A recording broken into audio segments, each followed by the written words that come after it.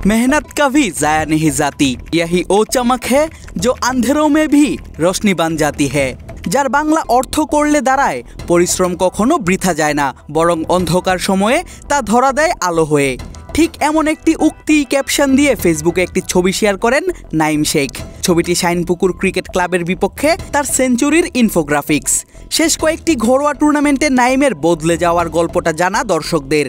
শুধু ঘরোয়া ক্রিকেটেই নয়, বিপিএল এর মতো মঞ্চেও এই ব্যাটার হয়েছেন সর্বোচ্চ রান সংগ্রাহক। তার এই বদলে যাওয়ার পেছনে যে এই ব্যাটার কৃতিত্ব দিচ্ছেন নিজের পরিশ্রমকে, সেটা বুঝালেন নিজের ছবির ক্যাপশন দিয়েই।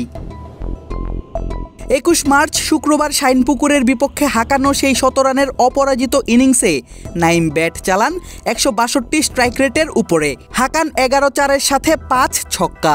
এর আগে ব্রাদার্স ইউনিয়নের বিপক্ষে এই বাঁহাতি ওপেনার খেলেছিলেন 176 রানের কেরিয়ার সেরা এক ইনিংস। সেখানে নাঈম হাঁকিয়েছিলেন 18-4 সঙ্গে 8 ছক্কা। মনে প্রশ্ন আসতে পারে, হঠাৎ করেই 4 ছক্কার হিসেবটাই বা টানা হচ্ছে কেন? উত্তরটা আছে নাঈমের আরেকটি স্ট্যাটাসে। 18 মার্চ নিজের ফেসবুক প্রোফাইলেই অনুশীলনের একটি ছবি আপলোড করেছিলেন এই ওপেনার। সেখানে ক্যাপশনে লিখেছিলেন, আমি চলমান ঢাকা প্রিমিয়ার লিগে 104 এবং 50টি ছক্কা হাঁকাতে চাই। এটা আমার নিজের সাথে নিজের চ্যালেঞ্জ। আমি কি পারবো? আপনাদের কি মনে হয়? উৎসবের খুশি হবে নগদে বেশি, কারণ ঘন্টায় ঘন্টায় আছে গিফট জেতার সুযোগ। দর্শকদের কাছে এমন প্রশ্ন রেখে নাঈম মাঠে খেলেছেন একের পর এক বড় বড় সব ইনিংস। প্রাইম ব্যাংক ক্রিকেট ক্লাবের এই ওপেনারের কার্যক্রমেই বোঝা যায় নিজের মাইন্ডকে কন্ট্রোল করা কিংবা মাইন্ড সেটআপ নিয়ে কাজ করছেন নাঈম। আর কিভাবে এই ব্যাপারটি কাজে দিচ্ছে তার ব্যাটিংয়ের উন্নতিতে, তা এই বাঁহাতি ব্যাটার নিজেই জানিয়েছিলেন ক্রিক ফ্রেন্সিকে। বলেছিলেন, নিজের মাইন্ড সেটআপ ঠিক না করতে পারলে এখন ক্রিকেটে টিকে থাকা অসম্ভব। মানসিক পরিবর্তন তো অবশ্যই, যেহেতু আমি মাইন্ড ট্রেনিং করছি, তো ওইখান থেকে বলতে পারেন এই জিনিসটা আসা।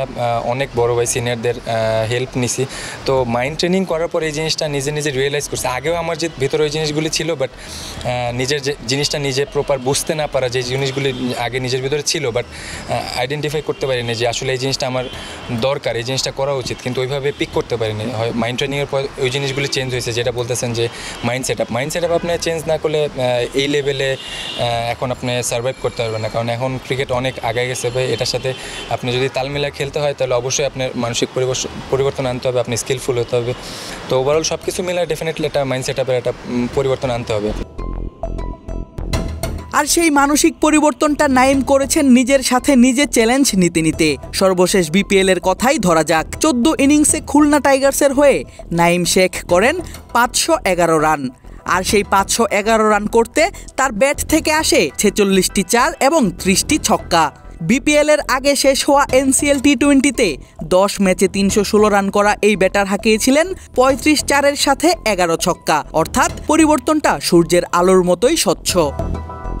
এবার আসা যাক চলতি ডিপিএল প্রসঙ্গে। এখন অবধি নাঈম খেলেছেন 7 ম্যাচ, আর সেই 7 ম্যাচে এই ওপেনারের ব্যাট থেকে এসেছে 45-4 এবং 22 ছক্কা। অর্থাৎ নিজের সাথে করা নিজের চ্যালেঞ্জের ঠিক পথেই আছেন নাঈম।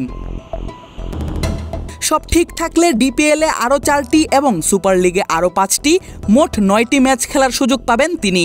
সেই 9 ম্যাচে নাঈম 55-4 এবং 28 ছক্কায় নিজের সাথে নিজে জয়ী হতে পারবেন কিনা সেটা অবশ্য বলে দিবে সময়ই। কিন্তু দেশের কোনো একজন ক্রিকেটারের এমন অ্যাপ্রোচ নিঃসন্দেহেই বাংলাদেশের ক্রিকেটকে দিচ্ছে একটি ইতিবাচক বার্তা। আদিব আশরাফ, ক্রিক ফ্রেন্জি।